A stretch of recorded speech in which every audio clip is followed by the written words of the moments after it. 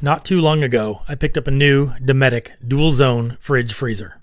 I decided the best place to mount it was in the back of the Commander. That means it's time to rebuild the rear storage area. First off, deconstruction.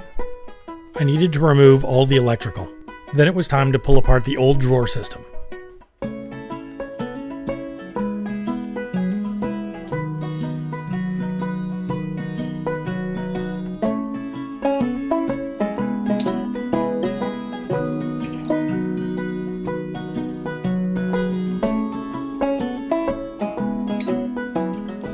After that was all cleaned out, I did a quick test fit. This is when I realized I had Googled the wrong measurements when researching the fridge. My first thought was to remove 2 out of the 3 rear seats before I realized it was one really awkward bench. After giving it a little thought, I realized that in all the time I've owned this rig, I've only ever used the back seats 2 or 3 times. I made the decision to pull them out. The decision, it seems, was easier than the execution. In hindsight, I should have called for some help, but of course, I didn't.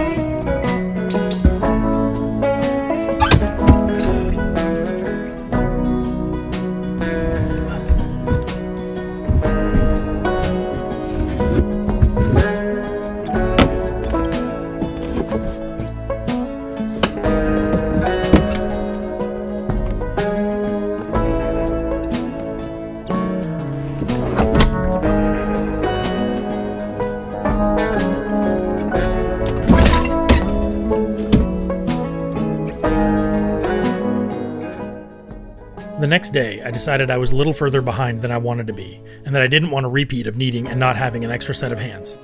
So I called my buddy Neil.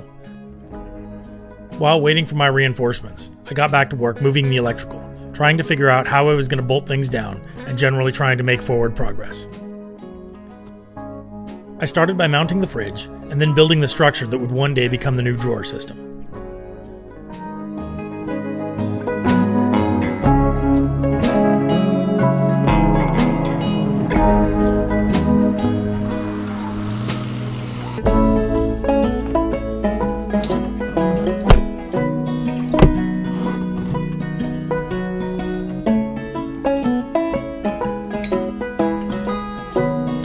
That doesn't fit any better.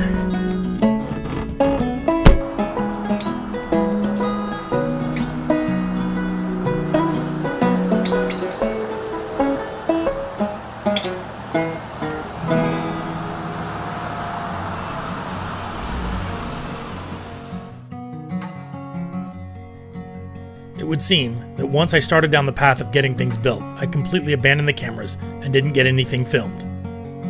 Again.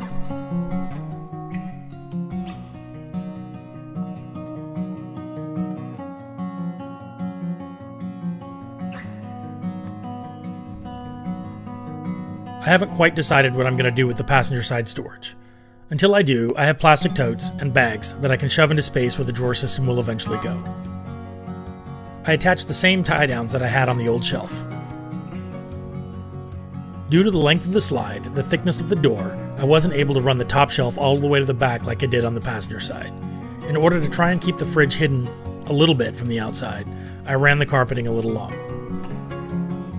The slide pulls out easily and locks in the fully extended position. The back fridge door can still open easily, though it doesn't open all the way.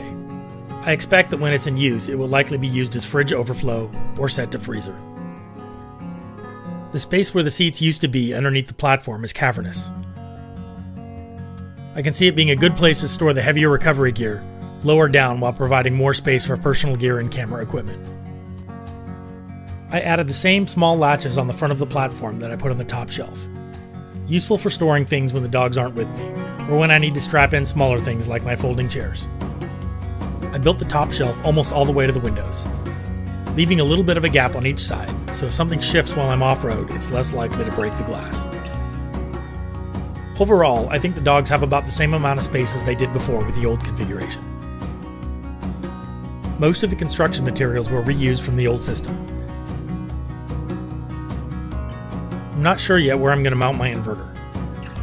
I'm still trying to figure out if there's a way to make some kind of charging station that is easy to access and will be secure enough on the road. I'm planning on adding a lid over the front of the fridge to keep things from sliding down from the top, and mostly to keep the dog hair out. Before I enclosed everything, I turned the third row cooling system to full cold, closed the vents on the passenger side, and fully opened them on the driver's side. The entire third row climate system is controlled by a switch in the front. The thought is that if the compressor in the fridge starts to have problems with heat, I can enable forced air into the rear, getting some fresh, colder air into that section. There is clearly still a fair amount of work to be done. I'm sure I'll get to it eventually. Until then, it's functional, and it will help me keep things organized and secure as I bounce down the back roads of the Pacific Northwest.